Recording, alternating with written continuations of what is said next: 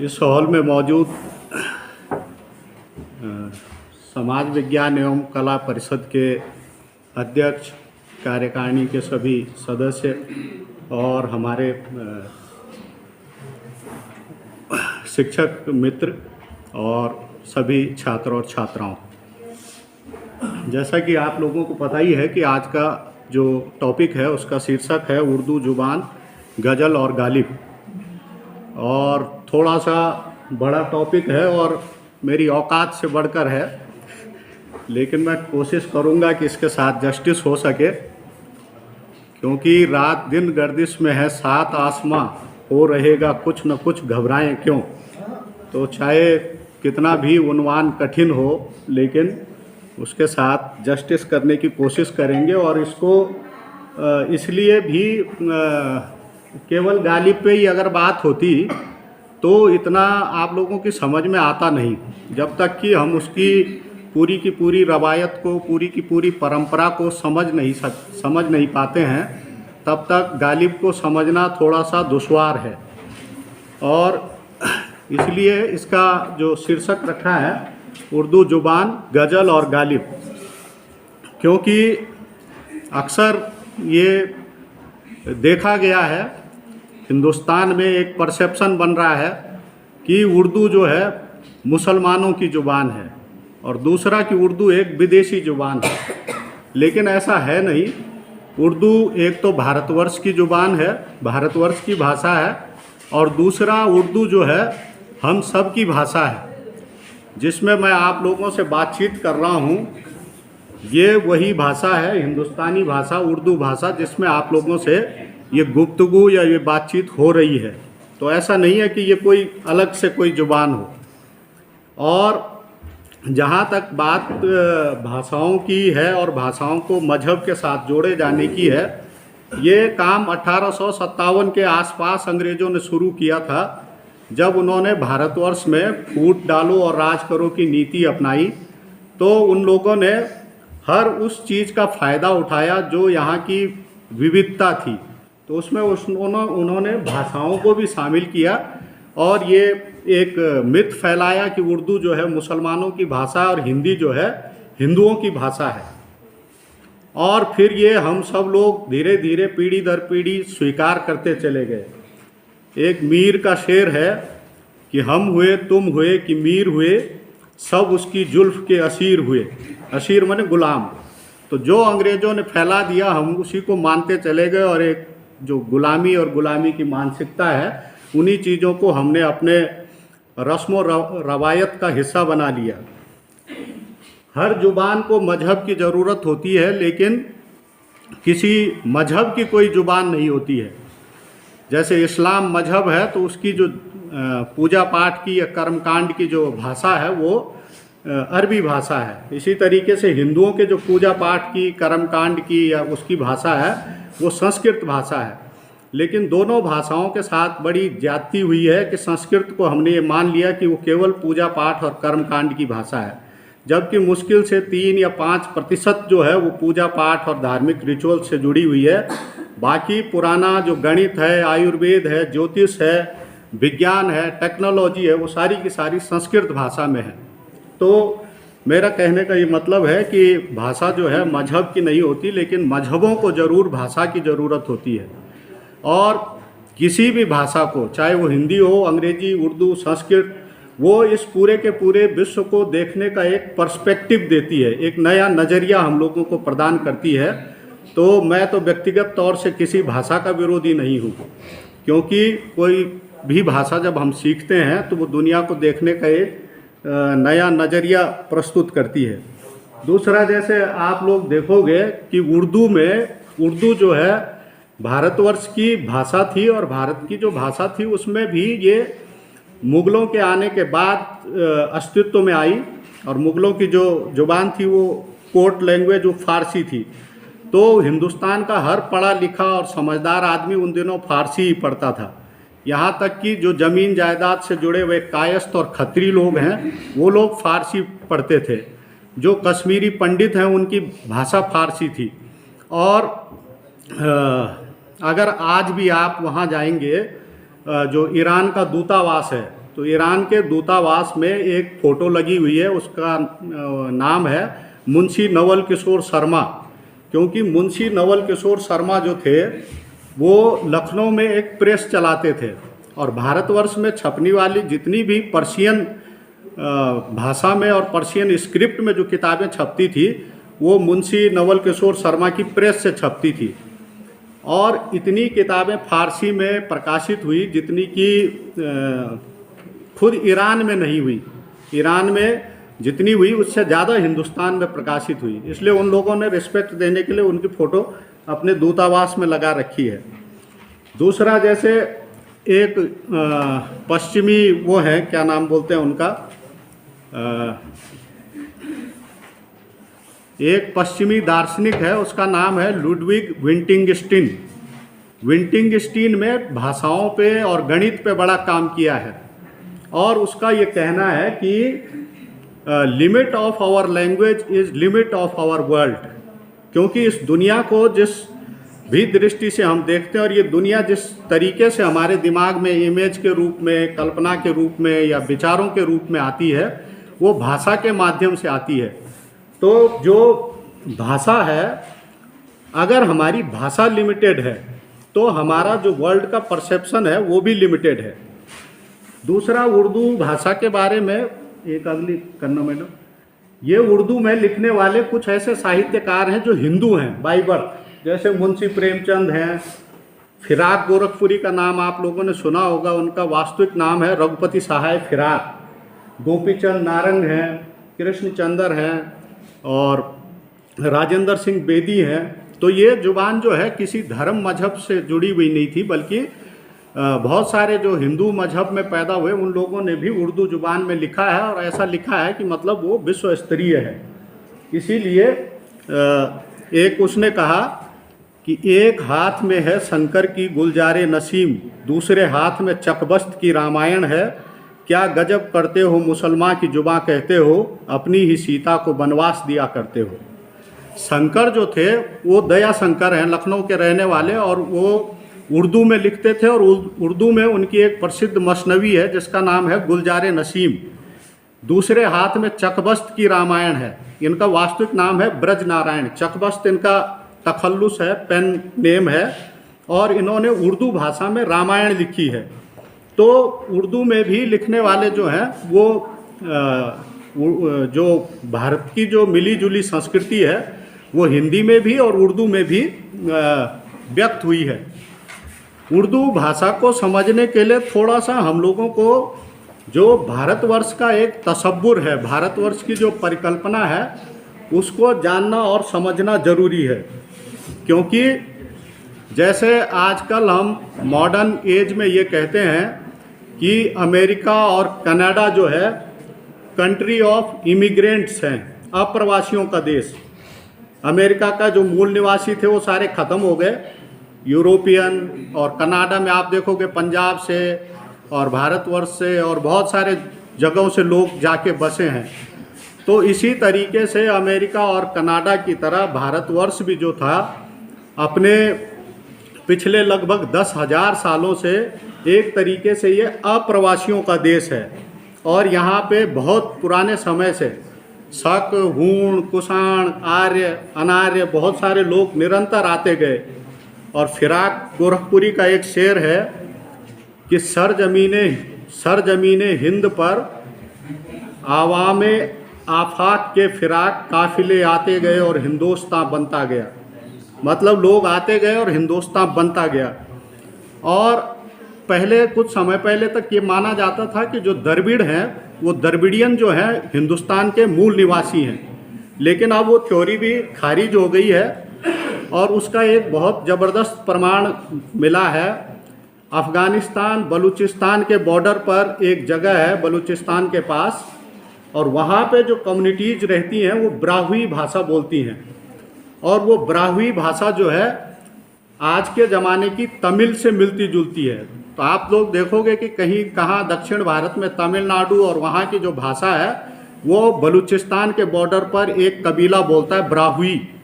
तो इससे ये पता चलता है कि जो द्रविड़ है वो भी यहाँ के मूल निवासी नहीं थे, जो आर्य द्रविड़न जो थ्योरी है, बल्कि यहाँ के जो मूल निवासी हैं वो हैं कोल, किरात, संथाल और भील, जो यहाँ के आदिवासी हैं और जो बहुत छोटे छोटे पॉकेट में रहते हैं। तो वो आदिवासी जो हैं मुश्किल से 3% हैं, और वो 3% जो है इस भारतवर्ष के मूल निवासी, और हम सब अधिकतर लोग जो है कहीं न कहीं से यहाँ आए हैं।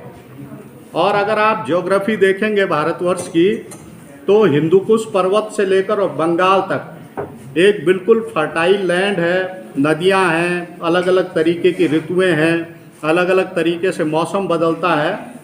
और उसमें कभी आपने हिस्ट्री में देखा होगा कि अधिकांश जो हमले हैं वो भारतवर्ष में हुए हैं। भारतवर्ष के लोग कहीं बाहर नहीं गए हैं, क्योंकि हम लोगों को जाने की ज़रूरत नहीं थी। और अफ़गानिस्तान से तुलना करें तो चारों तरफ वीरान पहाड़ियाँ हैं, रेगिस्तान है, बंजर ज़मीन है। तो आदमी जो है अच्छी ज़िंदगी की तलाश में, अच्छे संसाधनों की तलाश में ऐसी जगह की ओर आता है जहाँ पे कि स्टेबिलिटी हो, जहाँ पे फर्टाइल लैंड हो। और 18वीं शताब्दी में इंडस्ट्रियल रेवोल्यूशन से पहले जो अग्रेरियन सोसाइटी थी, तो उसमें भारत जो है सबसे बेहतरीन, जो सोने की चिड़िया इसीलिए कहा जाता है। इसलिए अलग अलग समूहों में अलग अलग उसमें लोग यहाँ आते गए, और उसने एक बड़ी डाइवर्स सोसाइटी और डाइवर्सिटी यहाँ पे पैदा की। अगर हम हिंदुस्तान के सोसाइटी के, हिंदुस्तान की डाइवर्सिटी के बरक्स अगर चाइना को देखेंगे, तो चाइना हम लोगों से क्षेत्रफल में भी ज़्यादा है, जनसंख्या में भी ज़्यादा है, लेकिन वहाँ पे एक ही मूल के लोग हैं जो हान जनजाति के हैं। सबके फीचर एक जैसे हैं, उनकी रिटन स्क्रिप्ट जो है मैंडेरिन वो एक जैसी है, और भाषाएं थोड़ा सा अलग अलग हैं लेकिन सब मिलती जुलती हैं। भारतवर्ष में लगभग 2700 से ज़्यादा कम्युनिटीज़ हैं, 600-700 से ज़्यादा लैंग्वेज बोली जाती हैं, और ये बहुत विविधताओं से भरा हुआ देश है। जब तक हम इसको बेस नहीं मानेंगे तब तक हम आगे समझना मुश्किल हो जाएगा हम लोगों के लिए। तो मैं ये पूछना चाह रहा हूँ कि क्या मतलब ये जो डाइवर्सिटी है और अलग अलग कल्चर, अलग अलग कम्युनिटीज़ जो हिंदुस्तान में आई, उन लोगों ने क्या कोई एक कॉमन कल्चर इमर्ज किया होगा? तो इसका जवाब है हाँ, किया है। क्योंकि हम लोग एक साझी विरासत का हिस्सा हैं आज जहाँ पर भी हैं। आप लोग देखोगे, छोटा सा एग्जाम्पल है कि शादी हो रही है किसी की, और इधर ब्राह्मण जो है संस्कृत के वैदिक मंत्रोच्चार करके वो शादी करवा रहा है, जो कि सबसे ज़्यादा ऑस्पिशियस इवेंट है हमारी ज़िंदगी में। और लड़का जो है इधर शेरवानी और कुर्ता पहन के और यहाँ पे तलवार लेके तैयार हो रहा है। तो ये शेरवानी जो है इस्लामी कल्चर से आया है, लेकिन कभी हमारे दिमाग में ये नहीं आता है कि ये हमारे कल्चर से है, कहाँ से हमने अडॉप्ट किया, और बड़ी खुशी खुशी ये सब चीज़ें होती हैं। इसलिए इस बैकग्राउंड में मैं ये कह रहा हूँ कि संस्कृत और उर्दू जो है वो इस देश की सबसे बड़ी 2 ग्रेट कल्चरल लैंग्वेजेज हैं, जिनके साथ पूरे का पूरा एक लंबा हजारों साल का इतिहास जुड़ा हुआ है, हजारों साल की परंपरा जुड़ी हुई है। और ये जो है 1947 के बाद परसेप्शन बना कि ये एक विदेशी ज़ुबान है और ये मुसलमानों की ज़ुबान है। उर्दू आखिर है क्या चीज़? उर्दू जो है एक ऐसी लैंग्वेज है जो कि क्रिएटेड की गई है super imposition of some feature and vocabulary of the Persian language on a Hindustani foundation. इसका जो बेसिक बेस है, इसका जो आधार है, वो हिंदुस्तानी ज़ुबान है जिसमें मैं आप लोगों से बातचीत कर रहा हूँ। लेकिन इसके ऊपर कुछ फारसी की जो वोकेबलरी है, फारसी के जो शब्द हैं वो रखे गए हैं। और किसी भी भाषा का जो हम निर्णय करते हैं कि ये जो सेंटेंस है वो किस भाषा का है, तो उसको हम इस तरीके से कह सकते हैं कि किसी भाषा में जो वर्ब हैं, जो क्रियाएं हैं, वो कौन सी भाषा की यूज होती हैं। तो इस दृष्टि से अगर हम देखेंगे तो हिंदी और उर्दू दोनों की जो क्रियाएं हैं वो एक जैसी हैं। जैसे कि खाना, पीना, उठना, बैठना, हंसना, रोना, ये सारी की सारी क्रियाएं जो हैं हिंदी में भी और उर्दू में भी एक जैसी प्रयुक्त होती हैं। तो इसलिए ये जो है हिंदी और उर्दू दो अलग लैंग्वेज ना होकर एक हिंदुस्तानी लैंग्वेज है जो कि आम लोगों की भाषा है। और जब बाहर से तुर्क आए, अरब आए और ईरानी आए, जितने भी विदेशी आक्रांता भारतवर्ष में आए, तो आप लोग देखोगे कि सारे के सारे तुर्क मूल के थे। बाबर जो आया, बाबर की भाषा तुर्की थी, लेकिन वह उसने यहाँ पे आके तुर्की को अपनी कोर्ट लैंग्वेज नहीं बनाया, बल्कि पर्शियन को अपनी कोर्ट लैंग्वेज बनाया। और बाबर ने जो अपनी आत्मकथा लिखी उसका नाम था तुज़्क-ए-बाबरी, जो कि टर्किश लैंग्वेज में बड़ा माइलस्टोन काम माना जाता है प्रोज के क्षेत्र में। इसका कारण क्या है कि मतलब आए तो वो थे तो तुर्की भाषी, उनकी जो मातृभाषा थी वो भी तुर्की थी, लेकिन वो पर्शियन को वो बना रहे थे कोर्ट लैंग्वेज। दरअसल हम लोग जब भी किसी सोसाइटी में होते हैं तो जो इलीट और आला तबका होता है वो क्या करता है कि लोगों से अपने को अलग दिखाने के लिए एक दूसरी भाषा का सहारा लेता है। जैसे हम लोग भी अपने को थोड़ा पढ़ा लिखा, थोड़ा ऊंचे स्टेटस का बताने के लिए अपनी ज़ुबान में अंग्रेजी के जुमले, अंग्रेजी के सेंटेंस बोलने की कोशिश करते हैं ताकि आम लोगों से हमारी थोड़ा सा डिस्टेंस बनी रहे। चूँकि पर्शियन ज़ुबान अपने उस ज़माने में बहुत ज़्यादा डेवलप्ड थी, उसमें हाफिज, उमर खयाम और मौलाना रूमी और बहुत सारे ऐसे बड़े बड़े वो हो चुके थे साहित्यकार, जिन्होंने फ़ारसी को एक बहुत ऊंचे मुकाम पे पहुंचा दिया था। आज भी मौलाना रूमी का जो नाम है वो बड़े रिस्पेक्ट के साथ लिया जाता है। और आप लोगों को सुन के आश्चर्य होगा कि आज जो आतंकवाद से कराहती हुई दुनिया है, अमेरिका में बेस्ट सेलर अगर कोई राइटर है तो वो 14वीं शताब्दी का पर्शियन लैंग्वेज में जो मौलाना रूमी था उसका कलाम आज सब लोग पढ़ रहे हैं अमेरिका में बड़ी शिद्दत के साथ।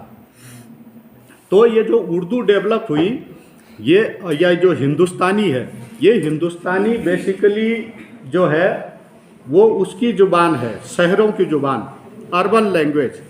क्योंकि आप लोग देखोगे यहाँ पे मुग़लों के आने से बहुत पहले बाज़ार डेवलप हो चुका था, और लाहौर से लेकर लाहौर, दिल्ली, आगरा के बाद कानपुर, बनारस, मुर्शिदाबाद और ढाका तक जितनी भी नदियों के किनारे के जो शहर हैं वो बाज़ार के रूप में डेवलप हुए हैं। और कोई भी शहर बाज़ार के रूप में ही डेवलप होता है, एक्सेप्ट दो शहर जो मेरी नज़र में हैं, एक चंडीगढ़ और एक नई टिहरी। ये केवल आर्टिफिशियल शहर हैं जो कि बनाए गए हैं। जब सरप्लस पैदा होता है लोगों के पास तो लोग या किसान या मजदूर अपनी चीज़ें बेचने के लिए शहर की ओर आते हैं। तो अगर यहाँ से आदमी देहरादून जाता है तो जो गाँव की ज़ुबान है वो क्या है, गढ़वाली, कुमाऊनी, जौनसारी, लेकिन देहरादून में जाएगा तो वो हिंदी बोलेगा। इसी तरीके से अलीगढ़ में या आगरा में कोई जाएगा, उसके आसपास के जो क्षेत्र हैं वहाँ पे ब्रज बोली जाती है, लेकिन आगरा में जाएगा सामान बेचने के लिए तो वहाँ हिंदुस्तानी का प्रयोग करेगा। इसी तरीके से दिल्ली के आसपास हरियाणवी है, लेकिन वहाँ जाएगा तो हिंदुस्तानी बोलेगा। तो ये हिंदुस्तानी जो भाषा है ये उससे पैदा हुई। खरीदने और बेचने वालों की जो कॉमन लैंग्वेज है वो हिंदुस्तानी थी। और इस हिंदुस्तानी में जब ये लोग आए मुग़ल वहाँ से, तो वो फारसी को ज़्यादा तवज्जो देते थे, तो उर्दू पैदा हुई हिंदुस्तानी के और फारसी के मिश्रण से। तो उर्दू एक तरीके की हाइब्रिड है, और उसमें भी जो उर्दू का जो नाम है, उर्दू को बोलते हैं लश्करे उर्दू या उर्दू ए मोहल्ला। उर्दू का मतलब होता है छावनी। छावनी में जो सैनिक रहते थे, अब सारे के सारे सैनिक तो विदेश से नहीं आएंगे और सारे के सारे सैनिक किसी एक जगह से भी नहीं होंगे। तो जितने पावरफुल जो कास्ट थी, पावरफुल जो कम्युनिटीज़ थी, वहाँ से लोग आते थे। कोई ब्रज बोलने वाला है, कोई अवधी बोलने वाला है, कोई मैथिली बोलने वाला है, और उनके साथ जो अरबी, फारसी, तुर्की जो सैनिक होते थे, इन लोगों को एक कॉमन लैंग्वेज की ज़रूरत थी। तो उसमें अरबी, फारसी के शब्द भी मिलते चले गए और हिंदुस्तानी का एक नया रूप डेवलप हुआ जिसको कि हम उर्दू बोलते हैं। और ये उर्दू जो है हिंदुस्तानी ज़ुबान के रूप में चलती रही, लेकिन जब तक दिल्ली में स्ट्रॉन्ग मुग़ल थे, बाबर से लेकर और औरंगजेब तक, तब तक पर्शियन जो है उनकी कोर्ट लैंग्वेज बनी रही, और उर्दू जो आम लोगों की बोलचाल की भाषा थी उसको बहुत ज़्यादा तवज्जो नहीं दी। लेकिन 1707 में औरंगजेब के मरने के बाद जो मुग़ल साम्राज्य का विघटन हुआ और छोटे छोटे साम्राज्य स्थापित हुए, तो उन्होंने उर्दू को संरक्षण दिया। औरंगजेब के मरने के बाद दक्षिण में जो वो थे, क्या नाम, अहमदनगर, बीजापुर, गोलकुंडा और ये सारी की सारी जो रियासतें थी, यहाँ पे चूंकि उर्दू जो है एक फॉरेन लैंग्वेज थी, क्योंकि वो नॉर्थ इंडिया की थी, तो वहाँ के जो सुल्तान थे उन्होंने कन्नड़, तमिल, तेलुगु वगैरह को छोड़ के उर्दू को अपनी कोर्ट लैंग्वेज बनाया। और 1700 में जो वली दक्कनी है वो एक उर्दू के बहुत बड़े शायर हुए, और वो उन्होंने दक्षिण भारत में दक्षिणी हिंदी के रूप में उर्दू को प्रश्रय दिया। और फिर जब वो 1700 के बाद वली दक्कनी दिल्ली आए, तब लोगों की समझ में आया कि ये जो हमारी आपसी हिंदुस्तानी ज़ुबान है, इसमें भी बेहतरीन कविता हो सकती है, बेहतरीन तरीके से हम अपने भावों को अभिव्यक्त कर सकते हैं। और अफसोस की बात है कि वो वली दक्कनी जिन्होंने उर्दू को पैदा किया और उर्दू को मकबूलियत दिलाई हिंदुस्तान भर में, 2002 में गुजरात में उनकी मज़ार जो है पुलिस कमिश्नर के जस्ट आगे है, लेकिन उसको उपद्रवी तत्वों ने तोड़ दिया। और वली दक्कनी ने सोमनाथ पे कविता लिखी, कृष्ण पे कविता लिखी, राम पे कविता लिखी। तो इस तरीके का जो व्यक्तित्व था उसके साथ 2002 में ये हुआ। तो अब उर्दू में क्या है, दो तरीके की उर्दू का एक ड्यूअल कैरेक्टर है। एक तो उसमें एक, चूंकि वो जबान जो है उसकी है आला तबके की, जो शासन करने वाले थे, तो उसमें एक एरिस्टोक्रेसी है, उसका जो पॉलिश्ड तरीका है, और उसमें जो बातों को कहने का अंदाज है वो अंदाजे बयां उसका अलग है, जैसे कि कोई डिप्लोमेट बात करता है। अब आप कहोगे कि आप हमारे घर तशरीफ़ लाएं, तो हम बोलेंगे, अपने को बड़ा नहीं दिखाएंगे, बहुत ही पोलाइट तरीके से बोलेंगे कि कभी आप हमारे गरीब खाने पे आइए। लेकिन अगर आपके यहाँ जाना है तो चाहे आपका गरीब खाना ही हो, लेकिन उसको बोलेंगे कि हम आपके दौलत खाने पे कभी आना चाहते हैं। तो इस तरीके का जो डिप्लोमेटिक, पॉलिश्ड और एरिस्टोक्रेटिक तरीका है, कल्चर्ड तरीका, वो आया है क्योंकि उर्दू एक आला तबके से जुड़ी रही। और उसमें जो जज्बात हैं, जो ख्यालात हैं, जो कल्पनाएं हैं, और जो बात है, वो बात है क्योंकि वो आम लोगों से जुड़ी हुई है। वो जनता के ख्याल हैं, जनता के विचार हैं, जनता की कल्पनाएं हैं। तो इस तरीके से उसका एक दो तरीके का कैरेक्टर है। और एरिस्टोक्रेटिक भाषा होने से, आला तबके की भाषा होने से उर्दू में एक दम आता है, क्योंकि उर्दू में जो कुछ साउंड भी हैं वो देवनागरी लिपि में नहीं है, जो हमारी अल्फ़ाबेट है।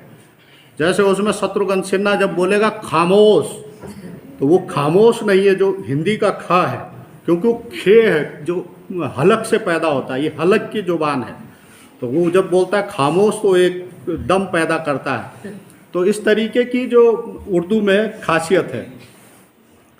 दूसरा, ये जो कॉमन कल्चर जो उसने पैदा किया, इसकी शुरुआत 14वीं शताब्दी में हिंदुस्तान में हो चुकी थी। अमीर खुसरो नाम का एक आदमी था, उसकी एक गज़ल आप लोगों ने सुनी होगी, और लगभग हिंदुस्तान का कोई ऐसा गायक नहीं है जिसने उसको न गाया हो कि जेहाल मिस्किन मकुन तगाफुल दुराए नैना बनाए बतियाँ, किताब हिजरा न दार मेजा न काहू लेहू लगाए छतिया, सबान हिजरा दराज चूजुल। सबान मतलब ये वियोग के दिन इतने लंबे हैं, दराज चूं जुल्फ माने तेरी जुल्फ की तरह लंबे हैं, चूं उम्र कोताह, और जो उम्र है वो बड़ी छोटी है, उम्र की तरह मिलने के दिन बड़े छोटे हैं और वियोग के दिन तेरी जुल्फ की लंबाई की तरह बहुत लंबे हैं।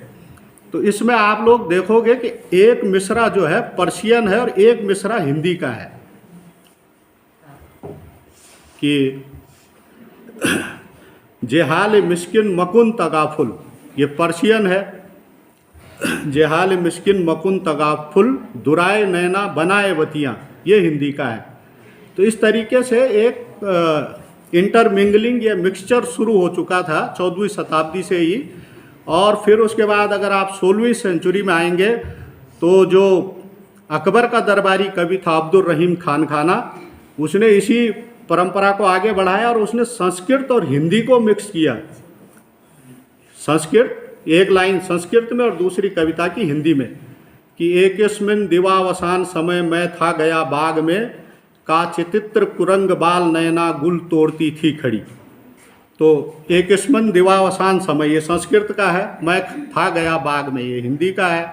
का चित्र कुरंग बाल नयना, हिरनी जैसी आँखों वाली एक लड़की गुल तोड़ती थी खड़ी, फूल तोड़ते हुए बागीचे में खड़ी थी। तो हिंदी और संस्कृत को उसने मिक्स किया। तो उर्दू ने पर्शियन के साथ साथ जो हिंदी बोलियों के शब्द हैं उनको भी लिया, और केवल इसी को नहीं लिया बल्कि उसने उर्दू में दूसरी चीज़ ये है कि उर्दू एकमात्र ऐसी लैंग्वेज है जो पूरी तरीके से सेकुलर लैंग्वेज है। हिंदुस्तान की सारी भाषाओं में आपको भक्ति आंदोलन मिलेगा, कोई राम भक्ति, कोई कृष्ण भक्ति, कोई निराकार की, कोई निर्गुण की, कोई किसी और की, लेकिन ये ऐसी पोएट्री है जो पूरी तरीके से सेकुलर है। और इसमें इवन की कभी कभी ये बिल्कुल नास्तिक और एग्नोस्टिक, क्या बोलते हैं सर उसको, कि अज्ञेयवादी भी हो जाती है। और ये पोएट्री जो है पूरी तरीके से प्रोटेस्ट की पोएट्री है, कि जैसे फैज की एक कविता है कि मैं निसार वतन तेरी गलियों पर, कि जहाँ चली है रस्म कि कोई सर उठा के न चले, जो कोई चाहने वाला तावाफ को निकले, नज़र चुरा के चले जिस्म जाँ बचा कर चले। इसी तरीके से आप राम प्रसाद बिस्मिल की देखोगे कि सर फरोसे की तमन्ना अब हमारे दिल में है। और एक कवि हुए हैं मीर, वो मीर लिखते हैं कि मीर के दीनों मजहब को क्या पूछते हो शेख, उसने तो कब को कब का कसका खींचा, दैर में बैठा कब का तर्क इस्लाम किया। अगर आज ऐसी बात कहने लगे कोई तो वो क्या हो जाएगा, पूरी तरीके से उस पर हमला हो जाएगा, पता नहीं क्या क्या हो जाएगा। मीर कह रहा है, मीर तकी मीर, कि मीर के धर्म को क्या पूछते हो, दीनों मजहब को। और किसको कह रहा है, शेख को, जो मस्जिद में मौलवी होता है। उसने तो कब का कसका खींचा, कसका खींचा माने उसने कब अपने माथे पे चंदन लगा दिया, कसका खींचा, दैर में बैठा, दैर में बैठा का मतलब मंदिर में बैठा, कब का तर्क इस्लाम किया, उसने तो कब से इस्लाम को तर्क कर दिया, तोड़ दिया है। तो उर्दू ने फारसी से केवल शब्द ही नहीं लिए बल्कि वो जो पर्शियन ट्रेंड चला आ रहा था उस पर्शियन ट्रेंड से उसने कुछ पोएट्री के कुछ फॉर्म भी एडॉप्ट किए, जैसे गज़ल, जैसे मसनवी, जैसे कव्वाली, जैसे कसीदा। और गज़ल इस तरीके से आज पूरी दुनिया में लोकप्रिय है कि केवल जो फारसी और उर्दू से आई थी, हिंदी में गज़लें लिखी जा रही हैं, मराठी में गज़लें लिखी जा रही हैं, नेपाली भाषा में गज़लें लिखी जा रही हैं, और वहाँ यूरोप में हिब्रू में और स्पेनिश में, इटालियन में गज़ल लिखने का ट्रेंड बढ़ रहा है। बल्कि पंजाबी में शिव प्रकाश बटालवी एक बहुत बड़े वो हैं जो गज़ल लिखते हैं, और बहुत 35-36 साल की उम्र में मर गए थे। अमृता प्रीतम उनको कहती थी कि ये बिरह के सुल्तान हैं।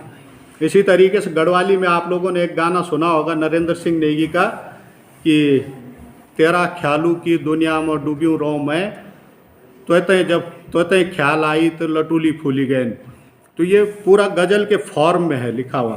तो जो गज़ल 2000 साल पहले अरेबिक भाषा का शब्द है और अरबी भाषा में ये पैदा हुई थी। और गज़ल का मतलब है औरतों से बातचीत, या ये शब्द बना है गजाला से। गजाला का मतलब होता है हिरन, और जब हिरन को तीर लगता है तो जो उसके पैबस्त हो जाता है और फिर उसके मुंह से एक आह निकलती है, उससे ये पैदा हुआ है। और इसमें जो है पहली जो 2 लाइन है वो राइमिंग होती है लास्ट में, जैसे दिले नादा तुझे हुआ क्या है, आखिर इस दर्द की दवा क्या है। तो पहले को बोलते हैं रदीफ, और दूसरा जो उसका राइमिंग वर्ड है उसको बोलते हैं काफिया। तो रदीफ और काफिया मिलना चाहिए। उसके अलावा इसकी जो विशेषता है टेक्निकली कि इसमें जो पहला शेर है उस शेर को बोलते हैं मतला। मतला का मतलब होता है हॉरिजन, मतलब यहाँ से गज़ल उठ रही है। और जो अंतिम शेर होता है उसको बोलते हैं मक्ता। मक्ता का मतलब है जिसमें जो शायर है अपने नाम को भी ऐड करता है, जैसे कि गालिब का शेर ही है कि परसों ऐसे ही बात चल रही थी कि छुट्टियां कैंसिल हो गई, तो गालिब का हर शेर कहीं ना कहीं फिट हो जाता है। तो शाह जी ने कहा छुट्टियां कैंसिल हो गई, तो मैंने कहा कि भाई गालिब ने कहा है कि गालिब वजीफ़ा ख्वार हो दो शाह को दुआ, वो दिन गए जब कहते थे कि नौकर नहीं हैं हम। तो हम नौकर हैं तो जो भी आदेश होगा मानना पड़ेगा। तो इसमें गालिब नाम आ रहा है, तो ये जो है मक्ता बोला जाता है इसको।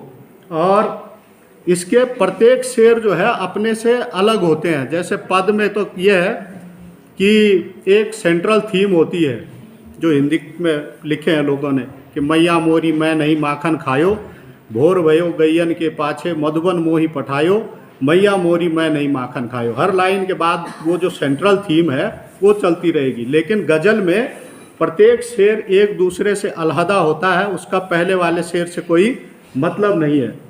और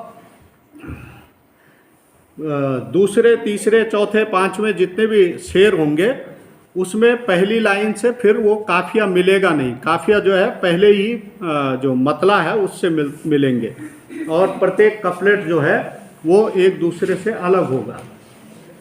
सबसे बड़ी बात उर्दू पोएट्री की है कि ये उर्दू पोएट्री जो है बड़ी वो है, इसकी एक विशेषता है कि इसकी एम्बिग्यूटी का मतलब एक से ज़्यादा मीनिंग।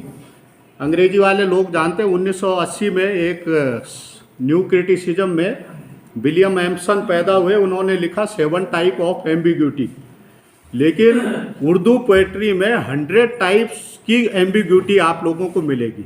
आप जिस टाइम में हैं, जिन परिस्थितियों में हैं, जिस मूड में हैं, उस मूड के हिसाब से, उन परिस्थितियों के हिसाब से वो पूरी की पूरी कविता जो है अपना वो चेंज कर देती है, अपने मीनिंग चेंज कर देती है। तो अब इसकी वजह से क्या है, क्योंकि 2 लाइन की पोइट्री है कि दिले नादा तुझे हुआ क्या है, आखिर इस दर्द की दवा क्या है। तो छोटा होने की वजह से जो शायर है वो अपनी बात को बहुत ही प्रिसाइज तरीके से उसको बोलना पड़ता है। मतलब कम शब्दों में अधिक से अधिक मीनिंग, अधिक से अधिक लोगों तक वो कम्युनिकेट हो जाए, तो प्रिसाइज होना उसकी ज़रूरत है। और जब आप प्रिसाइज होंगे किसी पोइट्री में तो उसमें कुछ सिंबल डेवलप होंगे, और जब सिंबल डेवलप होंगे, जब तक हम उन सिंबल्स को नहीं समझते हैं तब तक उर्दू की पूरी पोइट्री या गज़ल समझना मुश्किल हो जाता है, क्योंकि ये बड़ी लंबी ट्रेडिशन से ये सिंबल पैदा हुए हैं। अगला करना मैंने, जैसे अब चूंकि ये पर्शियन बैकग्राउंड से आई है और पर्शियन बैकग्राउंड में भी इस्लामिक बैकग्राउंड से आई है, तो इस्लामिक बैकग्राउंड में जो पोइट्री है उसमें मैखाना ज़रूर मिलेगा। मैखाना माने जहाँ शराब पी जाती है। साकी मतलब जो पिलाने वाली है, रिंद का मतलब जो पीने वाला है। अब ये सारे के सारे वहाँ पे जो सूफिज़म पैदा हुआ, उस सूफिज़म ने इन पूरे के पूरे जो वर्ड हैं इनमें एक अलग मीनिंग डाल दिया, जिसकी वजह से ये सिंबल में बदल गए। जैसे आप लोग देखेंगे मैखाना कि ला पिला दे साकिया पैमाना पैमाने के बाद, होश की बातें करूँगा होश में आने के बाद। तो इसका एक सूफियाना मीनिंग है। होश की बातें मतलब जो हम एक दूसरे को चीट करते हैं, सोचते हैं 2 रुपए का 4 रुपए बना लें, किस तरीके से ये कर ले, ये होश की बातें हैं। वो कह रहा मैं ऊपर वाले के मोहब्बत में बेहोश हूँ, तो होश की बातें करूँगा होश में आने के बाद। तुम्हारी जैसी बातें मैं तब करूँगा जब होश में आ जाऊँगा, अभी तो मैं बेखुदी में हूँ। तो मैं खाना का मतलब है जहाँ शराब पी जाती है, meeting point of free thinkers. और जो शराबी है उसको ये माना गया है कि ये धर्म से, जाति से, पद से, प्रतिष्ठा से ऊपर उठ के बातें करता है और ये फ्री थिंकर है, इस पर किसी चीज़ का कोई असर नहीं होता। मतलब जो इनलाइटेड पर्सन है वो मैं खाने में बैठता है, ये मतलब है इसका सिंबल। मैख्वार का मतलब है liberated person, one who drinks. मैख्वार मतलब वो लिबरेटेड है, इन सारी चीज़ों से मुक्त, जो बंधन है इनसे मुक्त हो चुका है। हरम, मस्जिद और दैर। हरम और दैर का मतलब है मंदिर, मस्जिद का मतलब आप लोग जानते हैं। इसका मतलब है कि जो फंडामेंटलिस्ट और जो अंधविश्वास, पाखंड और जो परंपरागत जो अनरेशनल चीज़ें हैं उनके प्रतीक हैं मंदिर, मस्जिद वगैरह। और वाइज, जाहिद और नासेह, ये बार बार गज़लों में आते हैं। वाइज का मतलब, नासेह का मतलब होता है उपदेशक, मॉरलिस्ट। और जो मॉरलिस्ट होते हैं वो आप लोग जानते हो कि कैसे होते हैं। सारे बाबा जो हैं कुछ बाहर हैं कुछ अंदर हो गए हैं, और सारे मॉरली बहुत बढ़िया लेक्चर देते थे, मॉरली बहुत बढ़िया चीज़ें कहते थे। तो मॉरलिस्ट जो है वो वाइज, जाहिद और नासेह हैं। और ये जो है विलेन है गज़ल के, जब भी ये आएंगे तो विलेन के रूप में आते हैं गज़ल में। और शराब है ही रकीब। रकीब का मतलब उसमें एक सूफीज़म है, जो महबूब है वो ईश्वर का प्रतीक है। जो उससे मोहब्बत कर रहा आशिक वो हम लोगों का प्रतीक है, आत्मा का प्रतीक। लेकिन उसमें यह है कि एक मोहब्बत कर रहा है एक से और एक दूसरा भी कर रहा है, तो ये समझ रहा है कि मैं ही वास्तविक हूँ, ये तो मेरा रकीब माने प्रतिद्वंदी है। और उसको कई बार गुल हवस, मतलब तू तो वासना का पुजारी है, तू तो ऐसा है, मैं ही हूँ जो ईश्वरीय प्रेम कर रहा हूँ, इस मजाजी से इस हकीकी की ओर बढ़ रहा हूँ वगैरह वगैरह। और साकी जो है वो पिलाने वाली है, वो रास्ता दिखाने वाली है। साकी मतलब जो रास्ता दिखा रही है उस महबूब से, उस परमात्मा से मिलने का। तो इस तरीके से। और जो रिंद है, जो शराबी है, वो उर्दू गज़ल का, वो रिंद उर्दू गज़ल का हीरो है, क्योंकि वो प्रेम में इतना ज़्यादा इनलाइटेड हो गया है कि वो जो दुनियावी चीज़ें हैं उनसे ऊपर उठ चुका है। तो ये चीज़ है। तो गज़ल की जो पूरी की पूरी जो ज़मीन है वो ज़मीन इश्क पे टिकी हुई है, मोहब्बत पे टिकी हुई है। लेकिन बाई टेम्परामेंट गज़ल जो है हमेशा एंटी एस्टेब्लिशमेंट है, और कभी कभी ये नास्तिक भी हो जाती है। सर ये कबीर भी इसी तरीके से लिखते थे, एग्नोस्टिक एंड कबीर भी रिंदों की उसी में आते हैं। नहीं, वो उसको शायरी कहेंगे या हिंदी शायरी कहेंगे? शायरी, उर्दू में शायरी कहेंगे, हिंदी में कविता कहेंगे। तो ये एंटी एस्टेब्लिशमेंट है, ये मतलब जो स्थापित चीज़ें हैं उनके विरोध में जाती है। कि जैसे वो कह रहा है कि जाए है जी निजात के गम में, ऐसी जन्नत गई जहन्नुम में। निजात माने मोक्ष, मुक्ति, कि इस मुक्ति और मोक्ष इनके चक्कर में पड़ने से बेहतर है कि जो जन्नत है ऐसी जन्नत भी मुझे मंजूर नहीं है। और गर काबा ढह गया तो क्या जाए है शेख, कुछ कसरे दिल नहीं जो बनाया न जाएगा। अब काबा आप लोग देखोगे, काबा जो है मुसलमानों का सबसे पवित्र वो है। काबा के बारे में आप कहोगे तो आप पे ब्लास्फेमी का आरोप लग जाएगा, पता नहीं क्या क्या हो जाएगा, इस निंदा का। लेकिन उर्दू पोएट्री में वो कह रहा है कि गर काबा ढह गया तो क्या जाए है शेख, कि अगर काबा ढह भी गया, काबा नष्ट भी हो गया तो कुछ फर्क नहीं पड़ता है। कुछ कसरे दिल, कसर का मतलब होता है महल, कोई दिल का महल नहीं है जो दोबारा नहीं बनाया जा सकता, क्योंकि दिल अगर एक बार टूट गया तो फिर उसको दोबारा नहीं बनाया जा सकता है। हमको मालूम है जन्नत की हकीकत गालिब, दिल को खुश रखने को एक ख्याल अच्छा है। आए हैं मीर खुदा के घर से, पेशानी पर है कसका और जुन्नार कमर पे। अब मीर बिल्कुल अपोजिट बात कर रहा है कि पेशानी पर है कसका, मतलब उसने माथे पे चंदन लगा दिया, और जुन्नार का मतलब जनेऊ, उसने जनेऊ पहन रखा है कमर पे। और ये परंपरा पूरी की पूरी पर्शियन पोएट्री से आई है कि दिल ब दस्तावर की हज्जे अकबरस्त, सद हजारा काबा एक दिल बेहतरस्त।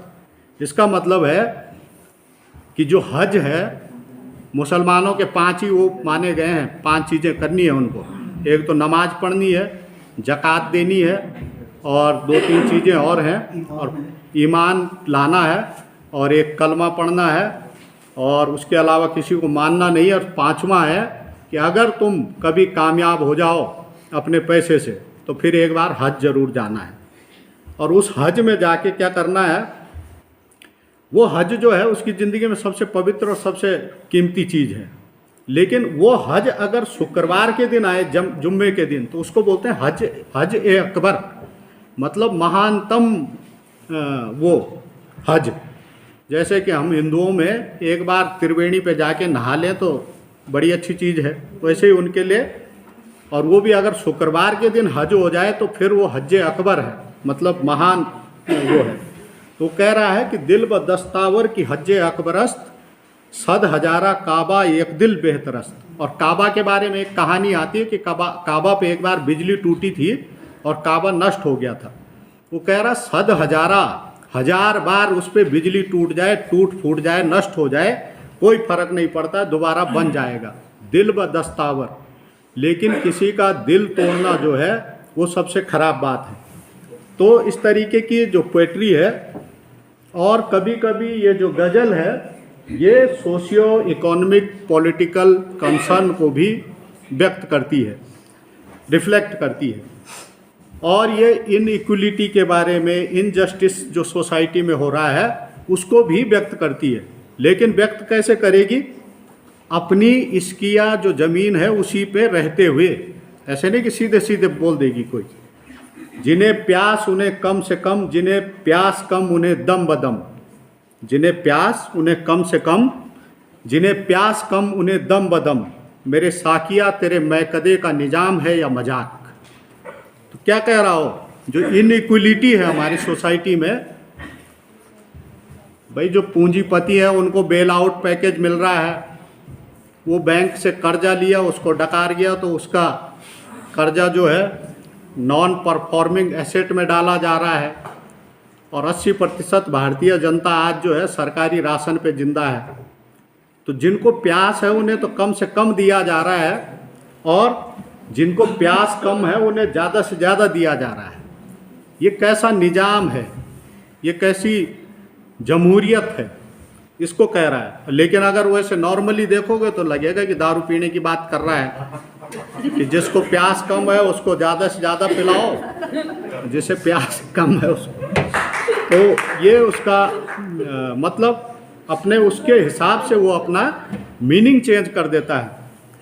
एक फैज़ अहमद फैज़ की बहुत प्रसिद्ध नज़्म है कि गुलों में रंग भरे बाद नौ बहार चले, चले भी आओ कि गुलशन का कारोबार चले। कफस उदास है यारों सबा से कुछ तो कहो, कभी तो बहरे खुदा आज जिक्र यार चले। अब लगेगा ये बहुत ज़्यादा इश्क की पोएट्री है, कोई बेचारी की महबूबा उसको छोड़ के चली गई, तो वो कह रहा है कि गुलों में रंग भरे बाद नौ बहार चले, कि गुलों में रंग भर गए हैं, बहार का मौसम आ गया है बसंत का, और चले भी आओ कि गुलशन का कारोबार चले, कि तुम आओगी तभी कुछ होगा। लेकिन एक्चुअली ये कविता फैज़ अहमद फैज़ ने लिखी थी जनरल जियाउल हक जब वहाँ पे मार्शल लॉ लागू किया था, सारे स्टूडेंट, सारे टीचर, सारे इंटेलेक्चुअल्स को बंद कर दिया था जेलों में, तब उसने ये कविता लिखी थी। और इस कविता का मतलब है कि जो पोएट है वो अपने इंटेलेक्चुअल से, स्टूडेंट से, टीचर से, जितने भी समझदार लोग हैं उनका आह्वान कर रहा है कि आओ और इस देश की जो बर्बादी है उसको मिटाओ, मिटाने में शामिल हो। कफस उदास है यारो, कफस माने पिंजरा, जेल, सबा से कुछ तो कहो, सबा माने हवा से कुछ तो कहो, कहीं तो बहरे खुदा आज जिक्र यार चले। फॉर गॉड से, खुदा के लिए आज तो कम से कम हम जिक्र किसका करें, उस आज़ादी का, उस नागरिक अधिकारों का, उस ह्यूमन राइट्स का।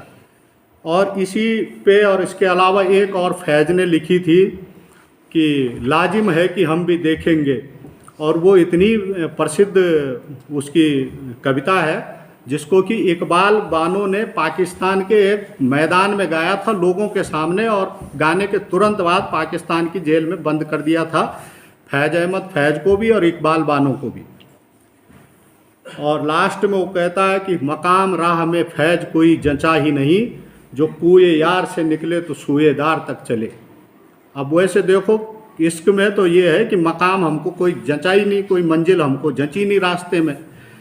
जो कूचाए यार से निकले, जो यार की महबूब की गली से निकले तो सुएदार तक चले, मतलब फिर फांसी के तख्ते तक चले, क्योंकि इश्क करने वालों का अंजाम जो है मौत के सिवाय कुछ नहीं है। चाहे लैला मजनू हो, चाहे शीरी फराद हो, चाहे सोनी माहिवाल हो, चाहे कोई भी हो, जितनों की स्टोरी प्रसिद्ध है वो इसलिए है क्योंकि उनकी मौत हुई है।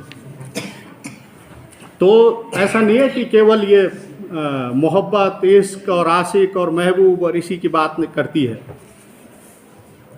अब जो ये हमारे मिर्ज़ा असदुल्ला खान गालिब हैं, ये 1797 में पैदा हुए थे और 1869 में इनका इंतकाल हुआ। और ये जो थे 1857 की जो पहली वो थी भारतीय स्वतंत्रता संघर्ष, उसमें ये दिल्ली में मौजूद थे, आगरा में पैदा हुए थे। और मेरे लिए तो व्यक्तिगत बड़ा पैशन का काम है और मैं बीए से इनको पढ़ रहा हूँ, कुछ समझ में नहीं आया और अभी भी ये दावा नहीं है कि मैं समझता हूँ। लेकिन फिर कुछ साल पहले जामिया गया तो वहाँ नजीब जंग जो है दिल्ली के गवर्नर थे उन दिनों अरविंद केजरीवाल की सरकार में, तो एक आए तो उन्होंने कहा मैं रोज़ शाम को 7 से 9 बजे नजीब जंग के पास जाता हूँ। तो हमने पूछा क्यों जाते हैं, तो उन्होंने कहा कि मैं उनको गालिब पढ़ाता हूँ, दीवाने गालिब। फिर मैंने अपनी पुरानी किताबें निकाली, फिर दोबारा पढ़ना शुरू किया। तो मतलब एक दीवानगी है गालिब की लोगों के ऊपर। हाँ। और अब्दुल रहमान बिजनौरी ने कहा कि भारतवर्ष की केवल 2 किताबें हैं, एक मुकद्दस वेद और दूसरा दीवाने गालिब, 2 ही किताबें हैं। और मैं व्यक्तिगत रूप से ये कहता हूँ कि अगर भारतवर्ष की पूरी सभ्यता, पूरी संस्कृति, सब कुछ खत्म हो जाए, केवल संस्कृत में कालिदास का साहित्य बचा रहे, बांग्ला में रविंद्रनाथ टैगोर का साहित्य बचा रहे और कुल 8-10 हज़ार का जो दीवाने गालिब है वो बचा रहे, उससे भी पूरी दुनिया को पता चल जाएगा कि हम कौन से उपेक्षित रखा गया। इनसे जो बहुत ही नीचे के शायर थे उनकी बड़ी इज्जत करते थे लोग। तो इनको खुद इस बात का एहसास था कि मैं गलत टाइम में पैदा हुआ हूँ और मुझको लोग समझ नहीं पा रहे हैं। इनका कहना था कि न गुले नगमा हूँ न पर्दाए साज, मैं हूँ अपनी शिकस्त की आवाज़, मैं अपनी हार की आवाज़ हूँ, क्योंकि मेरा जो टैलेंट है, मेरा जो अंदाज़े बयां है, उसको लोग समझ नहीं पाए हैं। हूँ गर्मिये तसुब्रे फरदा से नगमा संज, मैं अंध लीबे गुलसने ना आफरीदा हूँ। मतलब मेरा जो तसब्बुर है, मेरी जो कल्पना है लाइफ की, उससे मैं बड़ा नगमा संज, उसकी वजह से मेरे नगमे निकलते हैं। मैं एक ऐसे गुलशन का अंधलीब माने नाइटिंगेल बुलबुल हूँ जो बगीचा अभी बना ही नहीं है, जहाँ पे लोग मुझे को समझने के लिए तैयार नहीं है। और ये बहुत ही ज़्यादा पैराडॉक्सिकल पोएट है जो ये मानता है कि सच्चाई न इधर है न इधर है। जैसे पेंडुलम घूमता है तो दाईं तरफ जाता है तो वो दाईं तरफ नहीं जाता, बल्कि बाईं तरफ आने के लिए एक पावर अर्जित करने की कोशिश करता है। वो ज़माना चला गया जब हम ये मानते थे कि राम में सब सच्चाई, अच्छाई है, रावण जो है बुराई बुरा है। आज जो है मॉडर्न युग में रावण भी हमारे भीतर है, राम भी हमारे भीतर है। तो वो सच्चाई को देखता नहीं है, बल्कि सुख और दुख, वसल और फिराक, मिलन और वियोग, और जो तमन्नाएं हैं, जो डिजायर्स हैं और जो वास्तविकता है, इन सब के ऊपर उठ के चीज़ों को देखने की कोशिश करता है कि हवस को है नसाते कार क्या क्या, न हो मरना तो जीने का मजा क्या। भाई जीने का मजा क्या है अगर मरना ना हो। मरने की वजह से ही हमारी जिंदगी को मायने मिलते हैं, मीनिंग मिलते हैं। तो हर चीज जिसको और दुख ना हो तो सुख का क्या मजा है। तो एक उसने इस्किया जुबान में कहा कि बलाए जां है गालिब उसकी हर बात, किसकी, महबूब की। बलाए जां है गालिब उसकी हर बात, इबारत क्या इशारत क्या अदा क्या। लेकिन पोएट्री के सेंस में अगर हम देखेंगे तो इबारत मतलब उसने जो टेक्स्ट लिखा है उस टेक्स्ट की बात कुछ और है, इशारत मतलब उसके मीनिंग क्या है, और उसकी अदा माने उसका जो एस्थेटिक सेंस है चीज़ों को कहने का। चूंकि उसको अपने ज़माने में समझा नहीं गया, इसीलिए उसने कहा कि है दुनिया में गालिब सुखनवर और भी बहुत अच्छे, कहते हैं कि गालिब का है अंदाजे बयां कुछ और। तो और पूरी की पूरी उसने कहा लताफत बेसकाफत जलवा पैदा कर नहीं सकती, चमन जंगार है आईना बाजा बहारी का। लताफत माने जो इंजॉयमेंट है, जो आनंद है, और बेसकाफत का मतलब जो दुख है। इन दोनों के बगैर जो ये लाइफ का जो पोर्ट्रेट है वो पूरा बन नहीं सकता। कोई शीशा है और शीशे के पीछे अगर वो नहीं लगा हुआ है, जो एक लगता है जिससे हमें अपनी तस्वीर दिखती है, वरना वो ट्रांसपेरेंट होता है, तो फिर हमें फ़ोटो कैसे दिखेगी। तो लताफत और बेसकाफत ये दोनों चीज़ें, दुख और खुशी, ये दोनों मिलके ही ज़िंदगी का पोर्ट्रेट पूरा बनाता है। और वो इतना ज़्यादा उसमें डायनेमिक्स में रहता है कि ईमा मुझे खींचे है तो, ईमा मुझे रोके है तो खींचे है मुझे कुफ्र, काबा मेरे पीछे है तो कलीसा मेरे आगे। ईमान और कुफ्र के बीच में इंसान झूल रहा है। चाहता तो है कि ईमान पे रहूं, लेकिन इधर से कुफ्र की जो चुंबकीय शक्ति है वो उसको खींच रही है। तो कभी वो ईमान की तरफ है, कभी वही आदमी कुफ्र की तरफ है। तो हम में से कोई भी परफेक्ट नहीं है। और ये कोई छोटा मोटा आदमी नहीं कह सकता कि बाजीचाए अतफाल है दुनिया मेरे आगे, होता है सबे रोज तमाशा मेरे आगे। ये पूरी की पूरी दुनिया जो है बच्चों का खेल है, बच्चों का तमाशा है मेरे आगे, और ये सबो रोज रात और दिन ये तमाशा चलता रहे। करदा गुनाहों की सजा है। जिंदगी क्या है, गमों की कबा है। गम तो है ही, क्योंकि उसने लिखा है कि अगर गमे इश्क न होता तो गमे रोजगार होता। भाई कुछ न कुछ तो गम होना ही है जब दिल लगा हुआ है आदमी के सीने में। कह रहा है नाकर्दा गुनाहों की हसरत की मिले दात, और कहते हैं कि जिंदगी में जो कुछ गम मिल रहे हैं ये ऊपर वाले ने हमें गुनाहों की सजा दी है। तो हे ईश्वर, अगर ये करदा गुनाहों की सजा है, ये करे हुए गुनाहों की सजा हम भोग रहे हैं, तो भैया नाकर्दा गुनाहों की हसरत की भी तो दाद मिले तेरी तरफ से। कुछ गुनाह ऐसे भी तो हैं जिनकी हमने हसरत रखी है, करे नहीं है अभी। तो उन गुनाहों की जो हसरत है दिल में और हमने करे नहीं है, कि वो सपने देखने तक की औकात नहीं है उसके पास। पहले जो दुनिया को बदलने का सपना देखते थे मार्क्सिज्म के टाइम पे, कि दुनिया बदल देंगे, इक्वलिटी आ जाएगी वगैरह वगैरह, आज उस सपनों से भी महरूम है आदमी। दामाने ख्याले यार छूटा जाए है मुझसे, उस महबूब के ख्याल का दामन भी सपने में नहीं आ सकता है। और अभी ये मणिका पिछले कुछ दिन पहले पूछ रही थी कि सर इस जिंदगी का मतलब क्या है, हम क्यों आए हैं, कहाँ जाना है, क्या करना है। गालिब कहते हैं उसी नथिंगनेस के बारे में, ना कुछ के बारे में, कि बेसरफा ही गुजरती है हो गरचे उम्र खिज्र, हजरत भी कल कहेंगे कि हम क्या किया किए। उम्र खिज्र माने इस्लामिक जो माइथोलॉजी है उसमें एक खिज्र नाम के पैगंबर हैं, और वो खिज्र जो हैं उन्होंने आबे हयात का पानी पी लिया और वो अमर हो गए।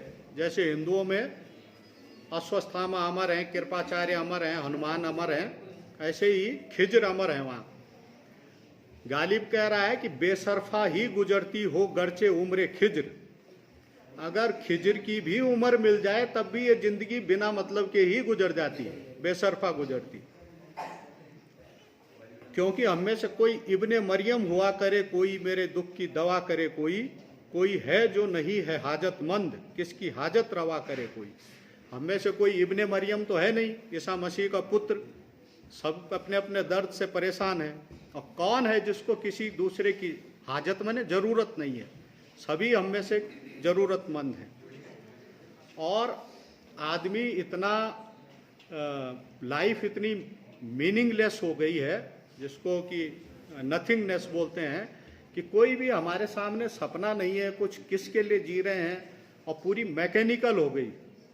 शाम को जाएंगे, एक आध टीवी सीरियल देखेंगे, सो जाएंगे, सुबह नहा धो के उठेंगे, फिर दंत मंजन करेंगे, कॉलेज आ जाएंगे, फिर शाम को ही पूरा एक मैकेनिकल जब उसमें जाता है, तो ये पोस्ट मॉडर्निस्ट आदमी जो है वो बोर्डम का, ऊब का, बेचैनी का और नथिंगनेस का शिकार है।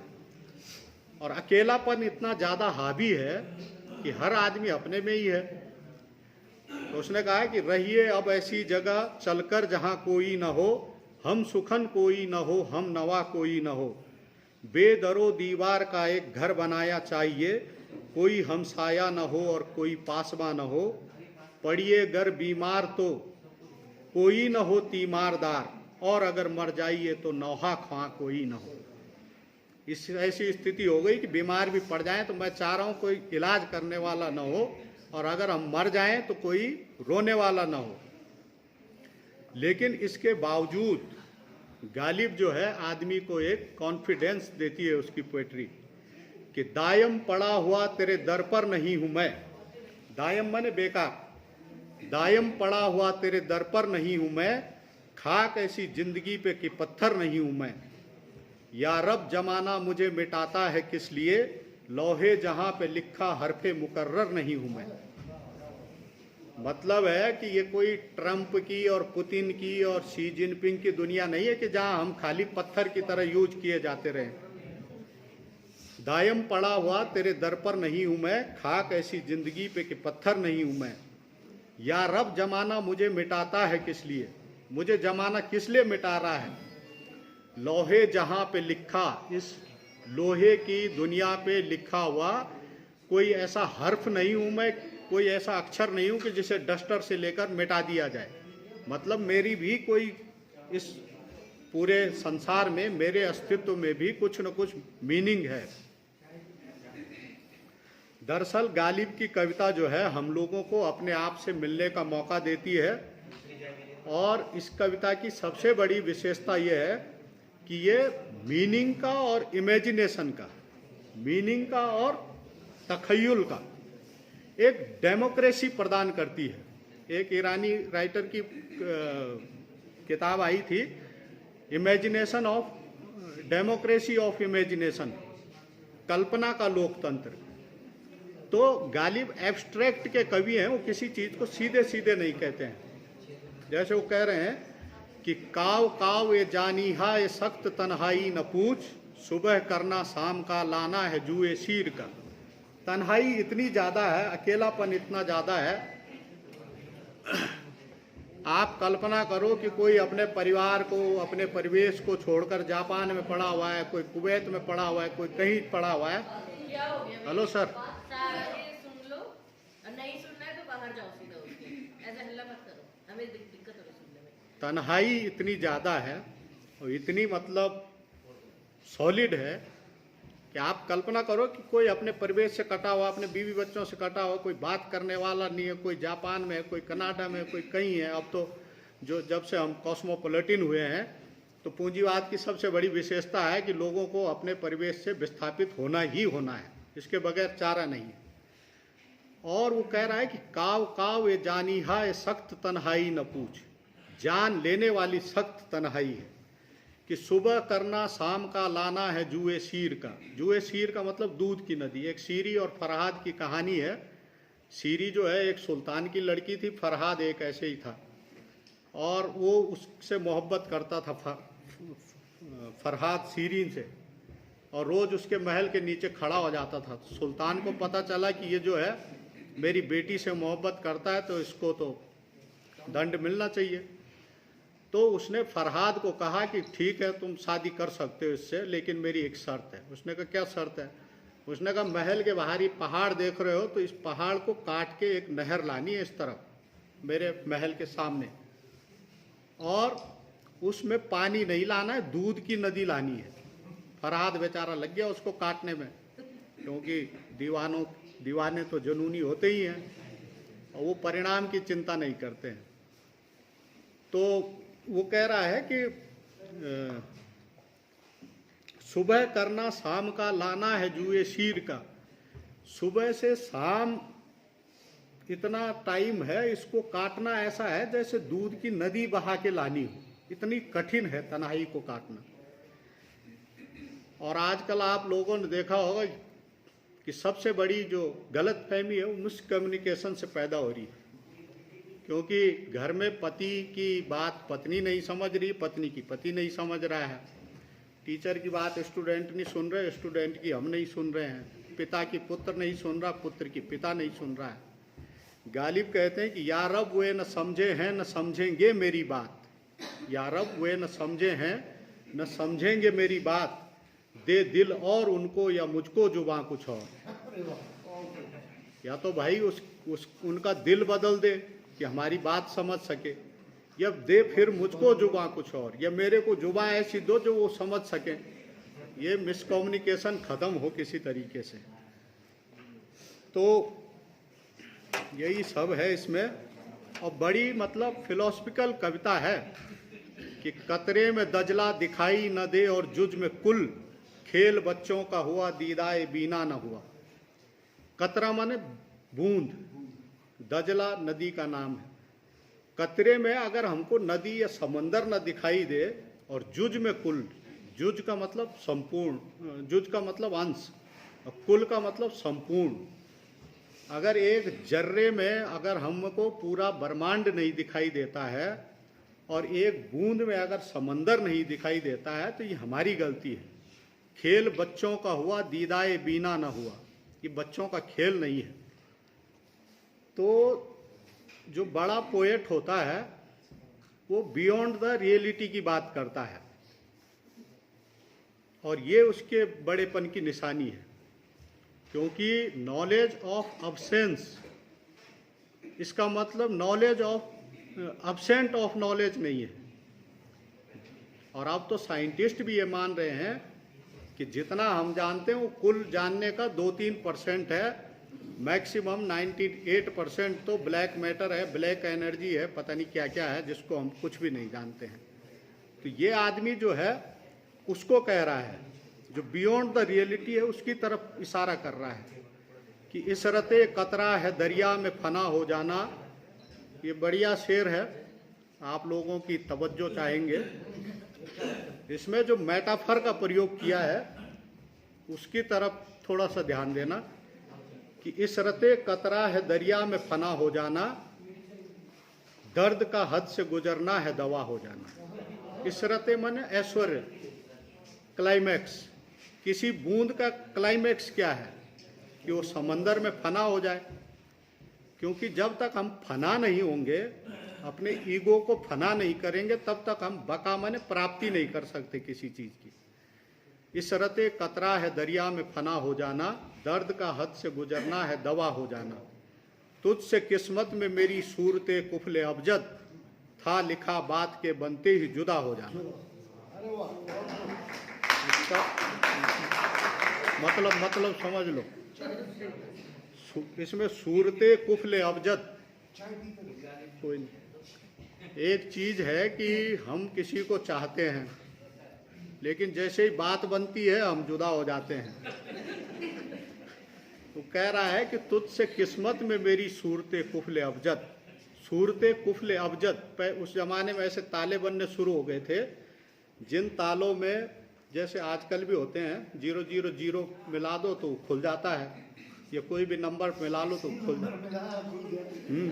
तो कह रहा है कि अपनी किस्मत में तुझसे मिलना तो था नहीं, जैसे ही वो नंबर मिले ताला अलग हो गया, ऐसे ही जैसे ही बात बनी हम अलग हो गए। तो ये मेटाफर का उसने प्रयोग किया है। वो कह रहा है कि और इस दुनिया में जो कुछ दिखाई दे रहा है इससे परे भी है बहुत कुछ। सब कहाँ कुछ लाला ओ गुल में नुमाया हो गई, खाक में क्या सूरतें होंगी जो पिन्हा रह गई। मतलब ये जो फूल हैं, कलियां हैं, पत्ते हैं, ऐसा नहीं है कि इस सृष्टि में सब कुछ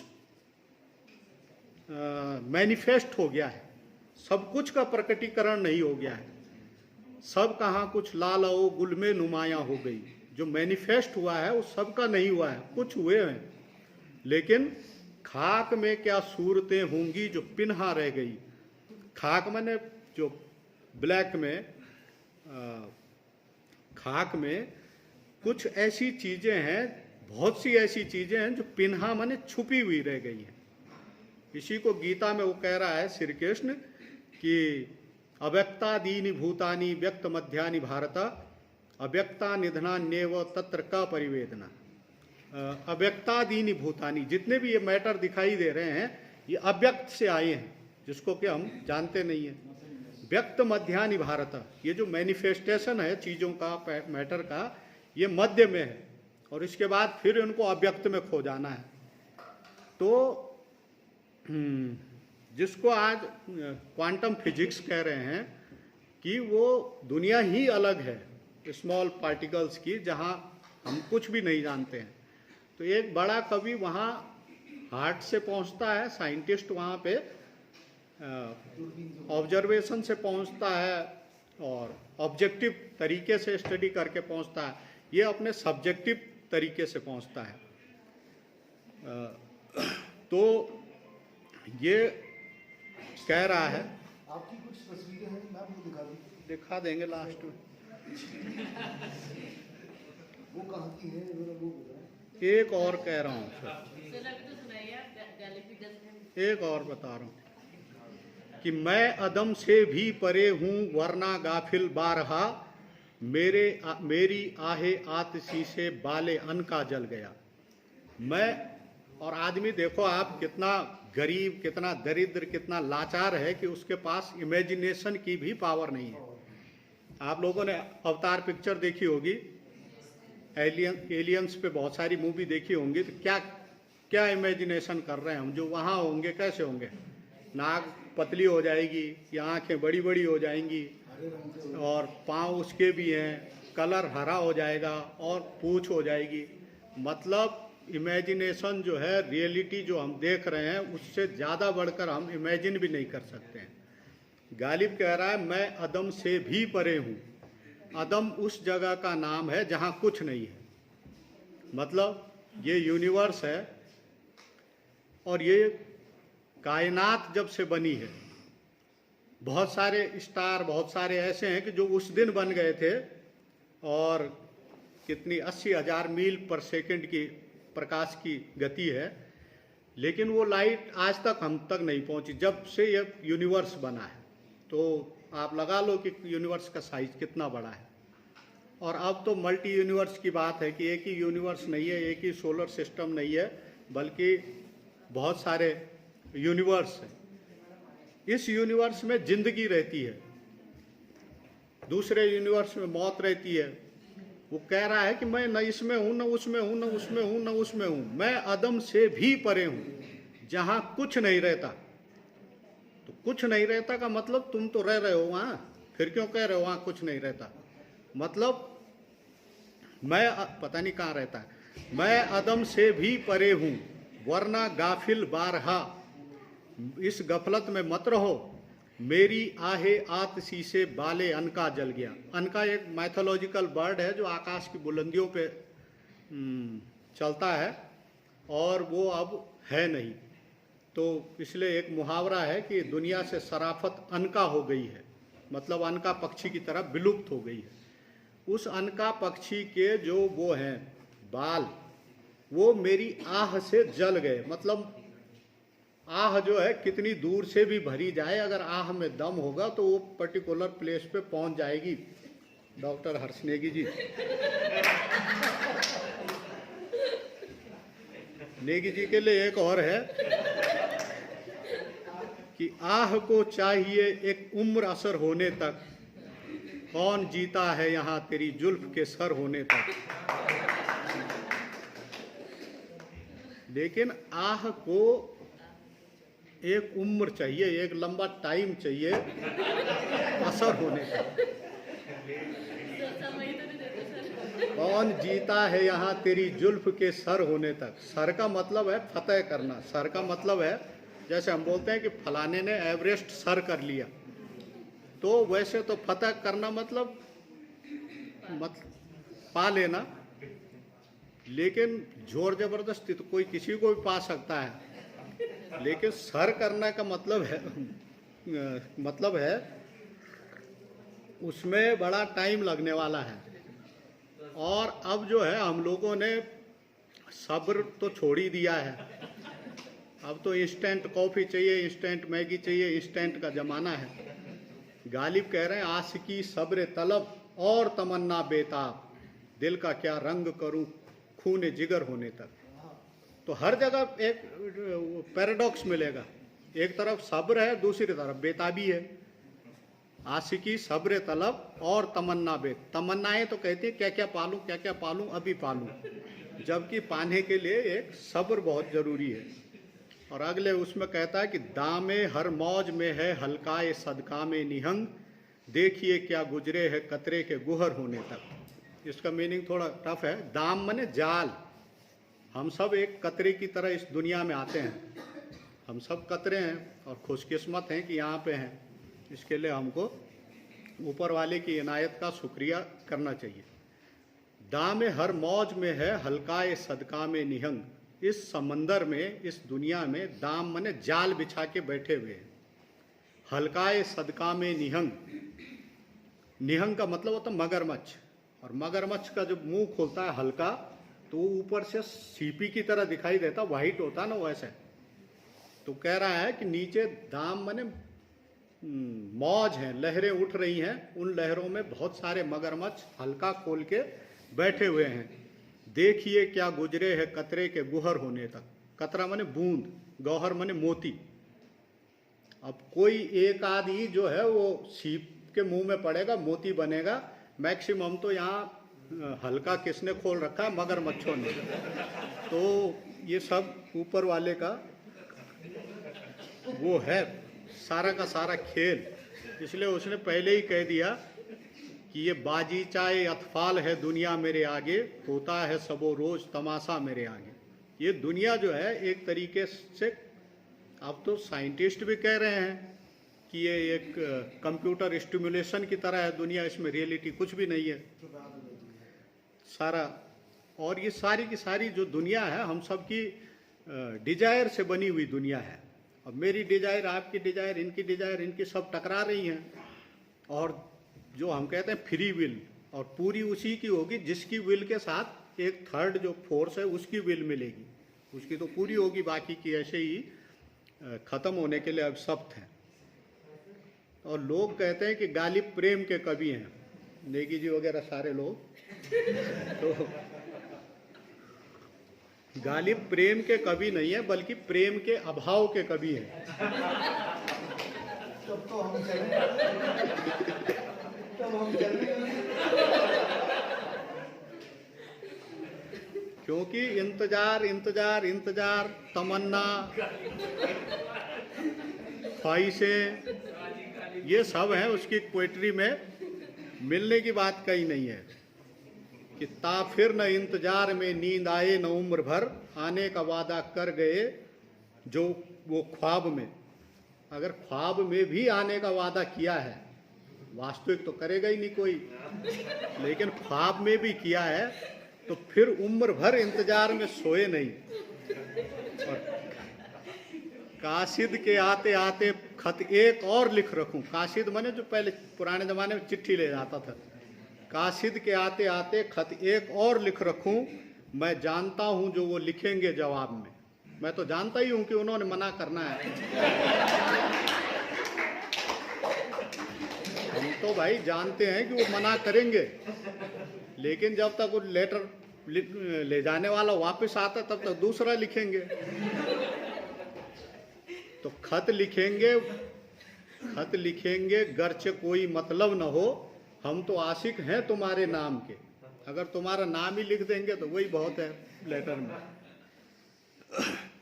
तो ये न थी हमारी किस्मत की विशाले यार होता, अगर और जीते रहते तो यही इंतजार होता। ये तो हमारी किस्मत में था ही नहीं कि विशाल माने मिलन, यार से मिलन होता, और हम मर गए उसमें। अगर और जीते रहते, by the way by chance अगर और भी जीते रहते तो यही इंतजार होता। तेरे वादे पे जिए ये जान तो झूठ जाना, कि खुशी से मर न जाते अगर एतबार होता। तुमने तो वादा किया था, तुमने तो वादा किया था मिलने का, लेकिन अगर सच्चा वादा होता तो खुशी से उसी टाइम मर जाना था। क्यों? तो यही सब है सर, बस और कुछ नहीं है।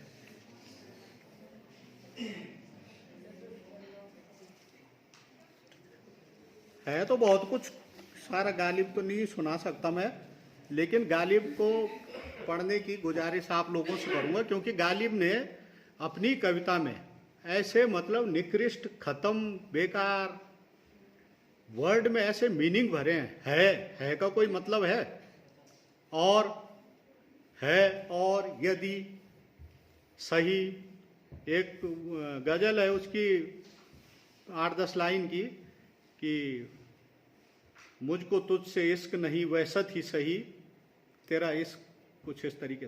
उसमें सही सही सही 5-6 बार आया, लेकिन हर सही का एक अलग मीनिंग है का अलग मीनिंग है। तो इसलिए गालिब को कहते हैं। और गालिब बड़ी आसानी से समझ में नहीं आता, लेकिन जब समझ में आता है तो उसका हर शेर जो है हमारे मूड के हिसाब से उसका अर्थ स्विंग हो जाता है, और कहीं भी आपको लगेगा कि अरे ये तो मेरी बात कह रहा है। तो इस तरीके से गालिब जो है पोस्ट मॉडर्निस्ट शायर है, इसीलिए उसको उस जमाने में बहुत ज़्यादा इज्जत मिली नहीं। और गालिब के जितने भी किस्से हैं वो सारे के सारे किस्से हिंदी में निराला के अलावा किसी के उसके बस की है नहीं, किसी और कवि के बराबर। और शराब पीते थे, दिन रात शराब, दिन रात शराब। और विट जो इनका था वो बड़ा कमाल का था। एक बार, और उस जमाने में गालिब पे 26,000 का कर्जा था 1857 में। आज के हिसाब से तो पता नहीं कितना होगा, है ना। और 26,000 का कर्जा था, और कर्ज लेके दारू पीते थे कि कर्ज की पीते थे मैं और ये सोचते थे रंग लाएगी हमारी फाका मस्ती एक दिन। और एक बार इनको कुछ पेंशन वेंशन मिली तो ये मेरठ चले गए। मेरठ क्यों गए? दारू के लिए। और 6 खच्चरों पे, गधों पे शराब भरी और खच्चर लेके पहुंच गए। इधर घर में खाने वाने के लिए कुछ नहीं था, तो इनकी बेगम ने कहा कि क्या ले आए, हल्ला मचा दिया। तो इन्होंने कहा ऐसा है कि जब कोई धरती पे आता है तो खुदा ने जो है रोजी का और रिज्क का वादा किया है कि भाई जो पैदा हो गया इसका पेट तो मैं भरूंगा ही भरूंगा, इसका इंतजाम करूंगा। तो खुदा ने रोजी और रिज्क का वादा किया है, इसका तो वादा किया नहीं, तो इसका जुगाड़ मुझे खुद करना पड़ता है, इसलिए मैं मेरठ से भर के लाया हूँ। तो इस तरीके से, और कुछ नहीं है। तो गुलजार की एक गालिब पे सीरियल है, उसको भी आप लोग देख सकते हो। तो ठीक है, फिर धन्यवाद।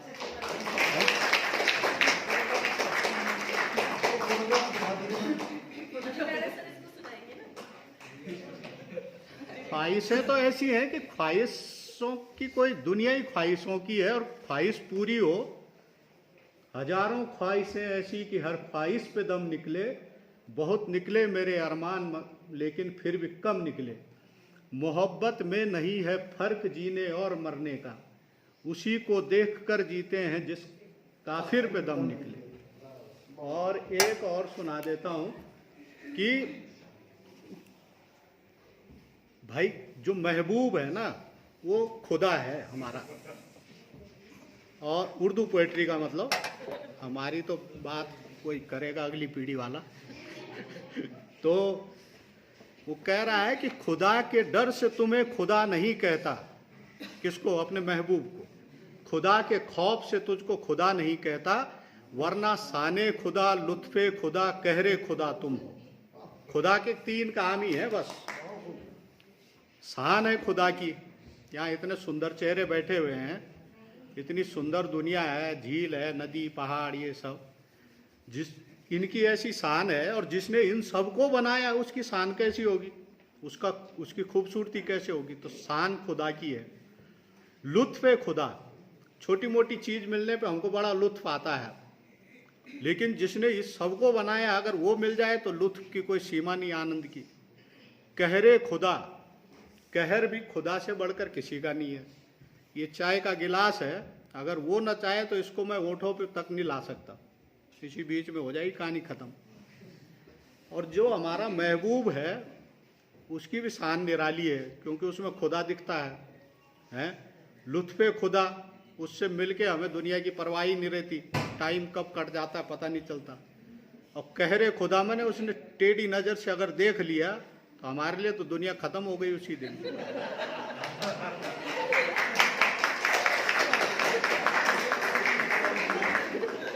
या महबूब जिसका नाराज हो गया, उस आशिक का उसी टाइम मर जाना बेहतर है।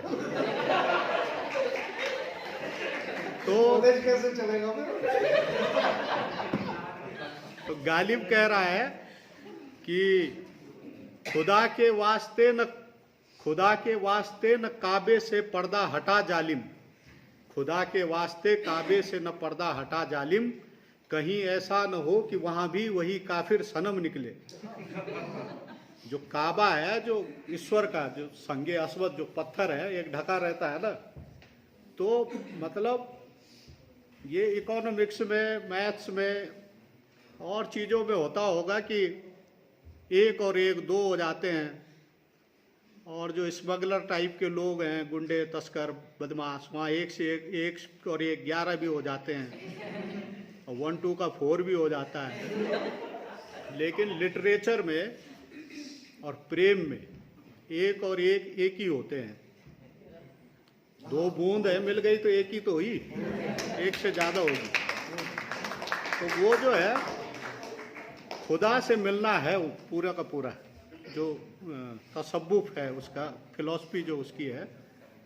तो गालिब मेरे बहुत करीब रहे हैं, इसलिए पिछले साल गालिब के उसमें भी गया था मैं। दिल्ली कभी जाओगे तो बल्ली मारान की कासिम गली नाम की, कासिम गली में इनका वो है म्यूजियम, और मोटरसाइकिल उन्हीं की है? हाँ।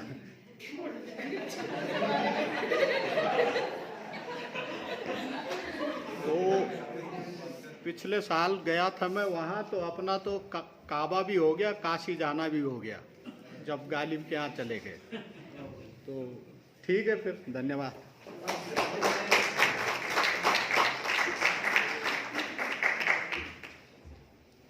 धन्यवाद सर का, आपने हमें उर्दू ज़ुबान से रूबरू कराया और गज़ल और गालिब के बारे में विस्तार से समझाया और अनेक उदाहरण भी दिए। एक बार जोरदार तालियों से सर को खुशामदीद देते हुए इसी क्रम में मैं सौरभ पंवार को बुलाऊंगा मंच पर कि वो धन्यवाद प्रस्ताव प्रकट करें।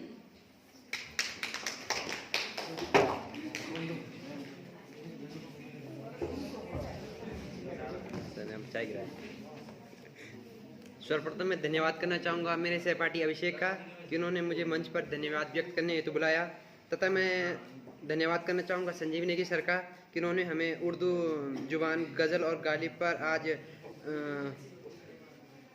लेक्चर दिया, तथा सर ने बताया कि उर्दू जुबान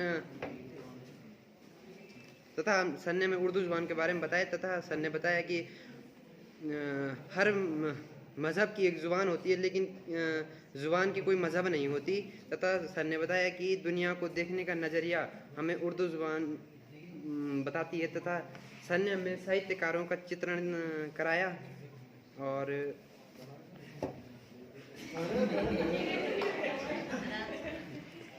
इस पर गालिब क्या कहते हैं सर? सर ने बताया कि जो उर्दू ज़ुबान है वो आम जनता से जुड़ी हुई ज़ुबान है, तथा सर ने ये भी बताया कि उर्दू ज़ुबान की जो कविता है वो धर्मनिरपेक्ष होती है, और विभिन्न भाषाओं में सर ने बताया कि विभिन्न भाषाओं में गज़ल लिखी जाती है जो कि आम जनता से जुड़ी हुई होती है। और सर ने बहुत सारे शेर सुनाए, एक बार जोरदार तालियां सर के लिए। धन्यवाद।